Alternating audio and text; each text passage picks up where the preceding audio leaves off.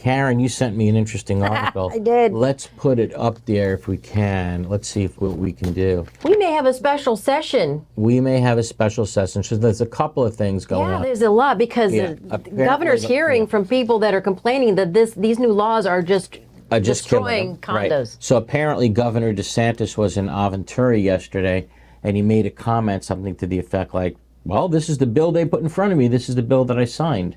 So if they want it changed, okay, let me know. Let's call a special session, and if you want me to sign a different bill, put together a different bill, and okay, we'll talk about it. But he can call a special session. He can call a special. Well, he's saying, tell me to call. Yeah, I see. Okay. I don't think it's going to happen. Oh. I really don't think it's going to happen because there are representatives who simply worked too hard on this.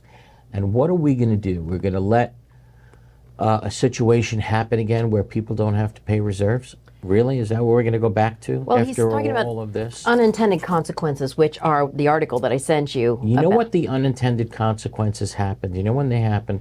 They happened when you allowed developers to create fake budgets and tell people that you don't have to put away money for a rainy day.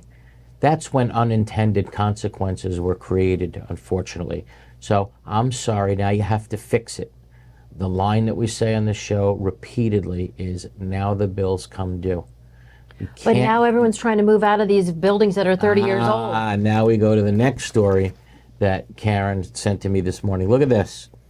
Miami homeowners race to sell condos before 2025. That's when the bill's due. That's when the bill is due. They want to get out. Just look at this. Miami's housing market is currently inundated with aging condos driven by owners eager to sell before new stringent regulations take effect later this year. According to ISG World's recent report, nearly 90% of active listings in Miami are condos that are over 30 years old, contracting sharply with just 3% under a decade old. Well, why?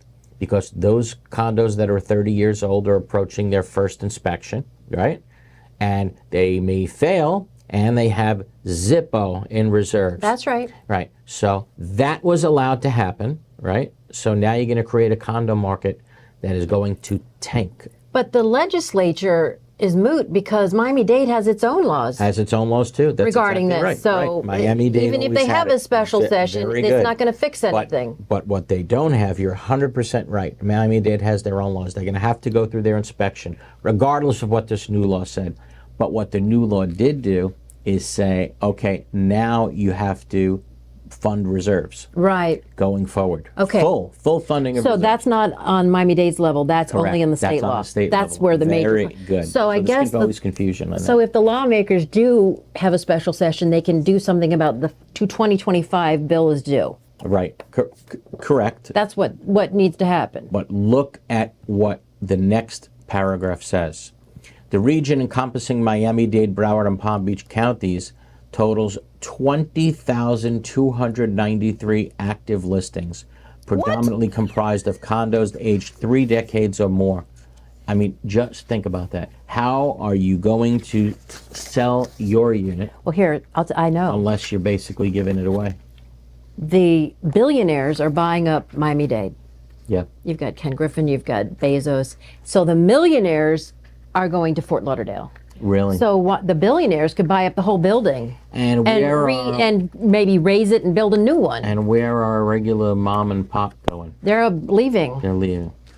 But you know what? You say leaving, right? But this law that requires inspections and this law that requires reserves, that applies to everywhere in the state. So it's not like you can go inland and get away from it.